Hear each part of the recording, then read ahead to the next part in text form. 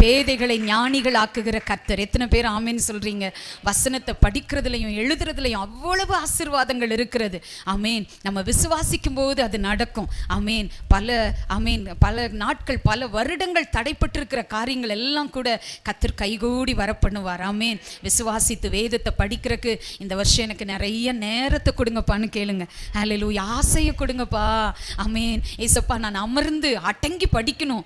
ஆமேன். வசனத்தில் படிக்கிறோம், நீ அவரை அடங்கி சேவித்தால் ஆமேன் உன் நாட்களை செல்வ நாட்களாக, உன் வருஷங்களை ஆசீர்வாதமாக நீ கழிப்பாய். தேவ பிள்ளையே, எத்தனையோ பேருக்கு இந்த நாட்கள் ஆமேன் கடினமான காலங்கள் இருக்கிறது. ஆமேன். எத்தனையோ பேருக்கு நல்ல சுகம் இல்லை, எத்தனையோ பேருக்கு நல்ல ஆசீர்வாதங்கள் இல்லை. பாருங்க, நீ காலையில் ஒரு 6 o'clock எங்களுக்கு ஒரு ஃபோன் கால் வந்தது.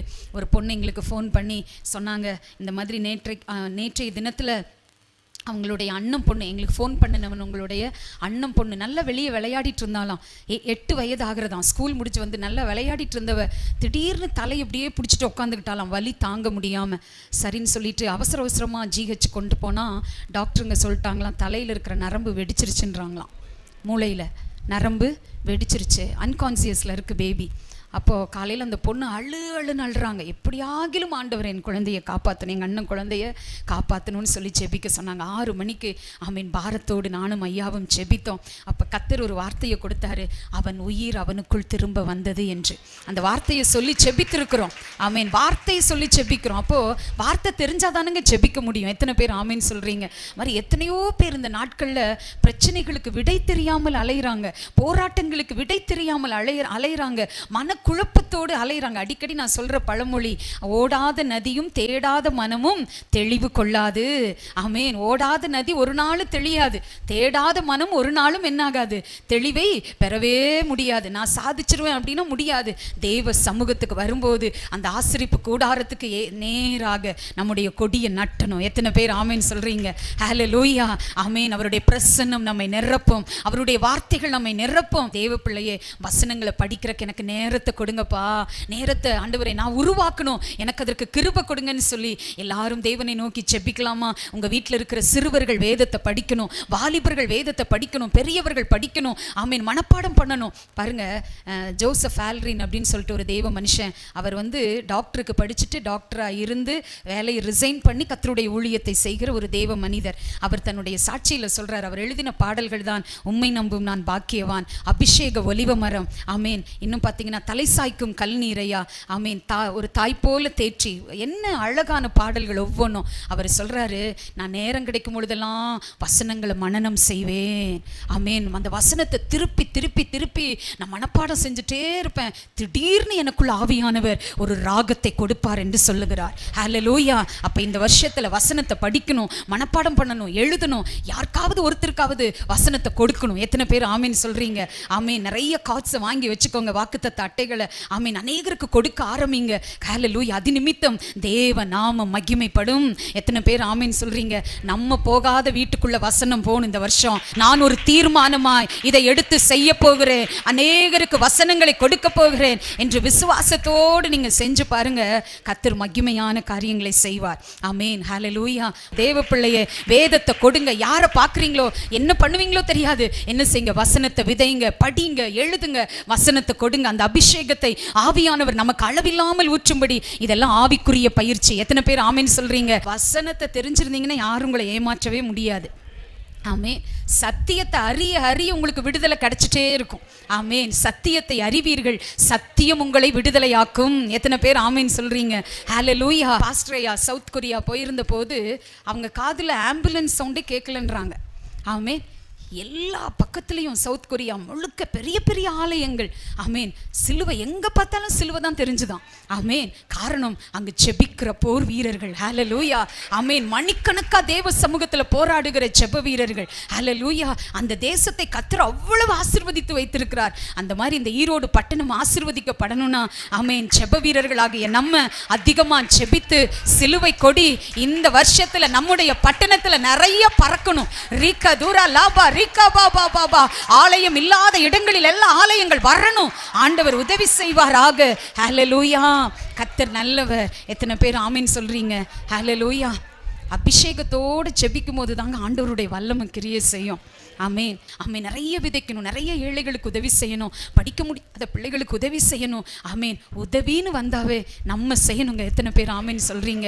கர்த்தர் அந்த கிருபையை நம்ம மேலே ஊற்றும்படியாக, கர்த்தர் நம்ம அந்த அபிஷேகத்தை நமக்குள்ள ஆண்டவர் அளவில்லாமல் கொடுக்கும்படியாக நம்ம தேவனை நோக்கி செபிக்க போகிறோம். கர்த்தருடைய பிள்ளையே, ஆண்டவரால் கூடாத காரியம் ஒன்றுமே இல்லை. ஆண்டவருடைய ராஜ்யத்துக்காக விதைச்சவங்க யாரும் வெறுமனே போன சரித்திரம் கிடையாது, வெட்கப்பட்டு போன சரித்திரம் கிடையாது.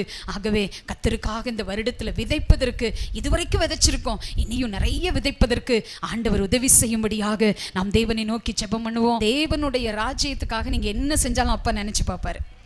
அந்த கணக்கில் ஆண்டவர் கரெக்டாக இருப்பார். எத்தனை பேர் ஆமீன் சொல்றீங்க? பாருங்க, ராகாப் என்னும் வேசி அந்த வேவுக்காரர்களை தங்க வைப்பதற்கு இடத்தை கொடுத்தாங்க.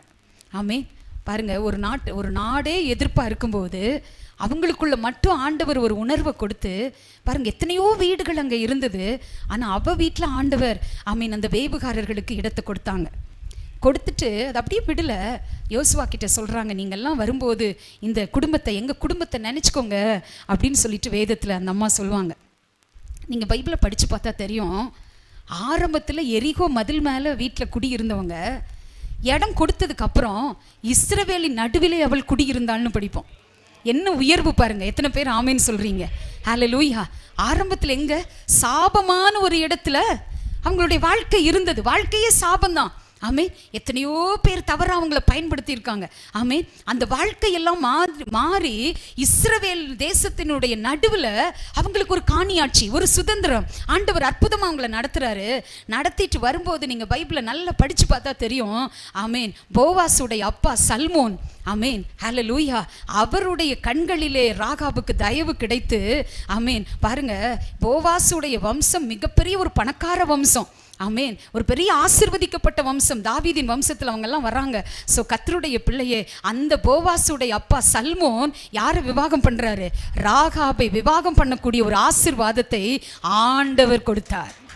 சாபத்துங்களை எல்லாம் ஆசீர்வாதமாக திருப்புகிற தேவன்னு நெகேமியால படிக்கிறோம். எத்தனை பேர் இந்த வார்த்தையை விசுவாசிக்கிறீங்க? கொடுக்கும் போது சாபங்கள் மாறும். விசுவாசிக்கிறவங்க மட்டும் கரங்களை தட்டி கர்த்தருக்கென்று கொடுக்கும் போது நீங்க பரம்பரையாய் அனுபவிக்கிற சில சாபங்கள் இயேசுவின் நாமத்தில் உடைக்கப்படும். ஹல்லேலூயா.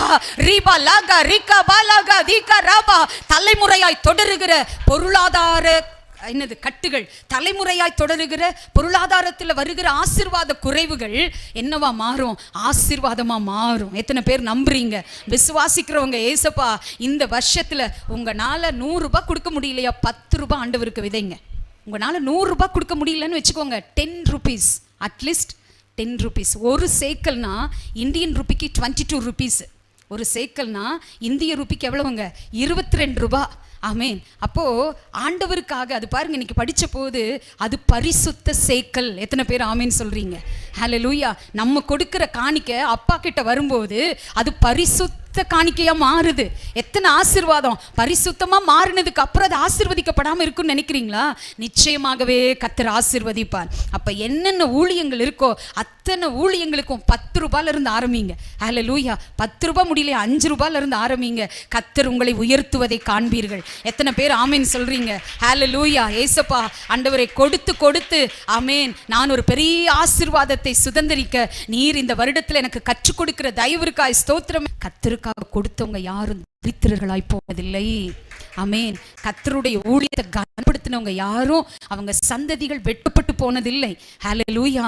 ஆமேன். ஆகவே கர்த்தருக்காக எதை இந்த வருஷத்துல உங்களால செய்ய முடியுமோ இன்னைக்கே போய் லிஸ்ட் அவுட் பண்ணுங்க. அப்பா, நான் இந்த காரியத்தில் இதை செய்யலான்னு இருக்கேன்ப்பா, இந்த காரியத்தில் இப்படி செய்யலான்னு இருக்கேன்ப்பா, இதுக்கெல்லாம் எனக்கு கிருபை கொடுங்கப்பா அப்படின்னு சொல்லி லிஸ்ட் அவுட் பண்ணி ஸ்தோத்திரம் பண்ணுங்க.